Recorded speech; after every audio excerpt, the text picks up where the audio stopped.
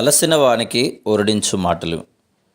సహోదరుడు భక్త సింగ్ గారి పరిచర్య నుండి సేకరించిన అనుదిన ధ్యానములు. మే 29. మేము మా దేవునికి ప్రార్థన చేస్తిమి.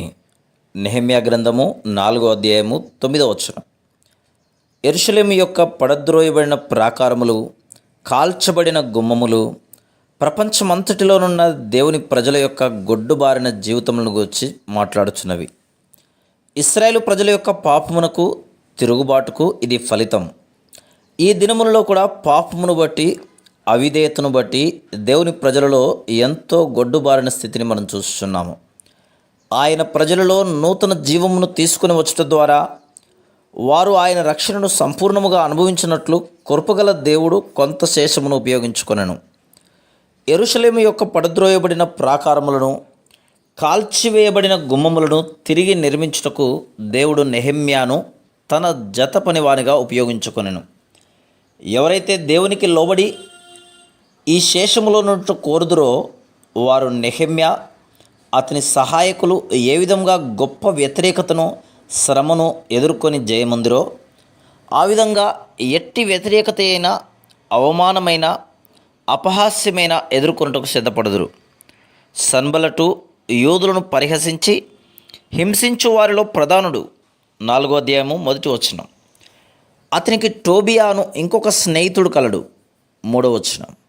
ఆ స్థలములో సన్బలటు, టోబియాలు మంచి పలుకుబడి, అధికారం కలవారు.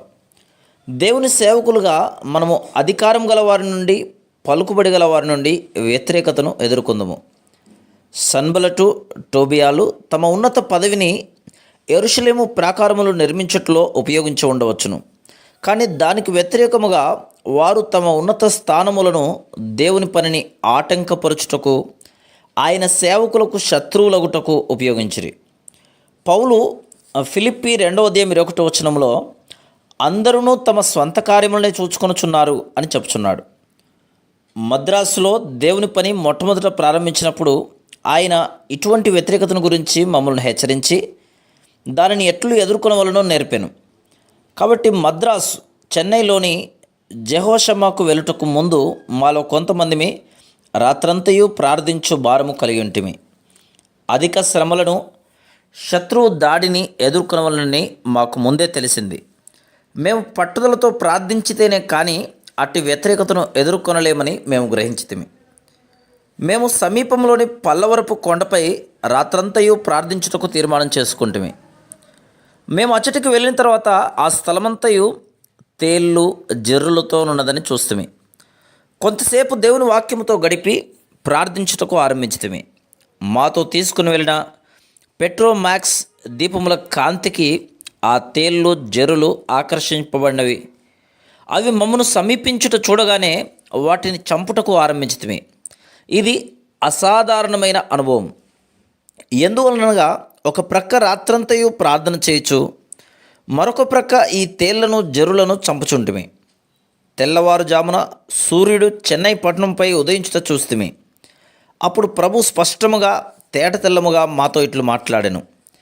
తేళ్ళు, జరులు కుట్టినలా ఎంత బాధగా, విషపూరితముగా నుండునో అలాగే అచ్చటి ప్రజల వలన చేదైన అనుభవములు, అధిక శ్రమలను అనుభవించవలనని ప్రభు తెలిపెను. అప్పుడు ప్రభు ఆ ప్రజలు మాకు హాని చేయుటకు ప్రయత్నించినప్పటికీ వారికి భయపడవద్దని, వారు జయమొందలేరని, మేము ఏ విధంగా తేళ్లను, జరులను జయించగలుగుతామో అదేవిధంగా మమ్మను వ్యతిరేకించి బాధించు వారిని జయించగలమని ప్రభు ప్రోత్సహించను. ప్రభు తేళ్ల ద్వారా, జరుల ద్వారా మాతో ఏదైతే మాట్లాడినో ఆ తర్వాత సంవత్సరములలో ఎదుర్కొనిన అనుభవములను బట్టి అది సత్యమని రుజువైంది. కాబట్టి మేము పట్టుదలతో ప్రార్థించుట మాకు ఎంతో ప్రోత్సాహకరంగాను, సహాయకరంగాను ఉండెను. మన సొంత జ్ఞానం, తెలివి, తలాంతులు, వరములు, శక్తి, బలమును బట్టి మనం శత్రువును జయించలేము. కాబట్టి ఇప్పుడు దేవుడు తన వాగ్దానమును ఎంతో నమ్మకముగా నెరవేర్చనని సాక్ష్యం ఇవ్వగలము. ఎంతగా ప్రజలు దేవుని పనిని ఆటంకపరచదలిచిరో అంతగా అది ఆశీర్వదించబడినది. Praise the lord.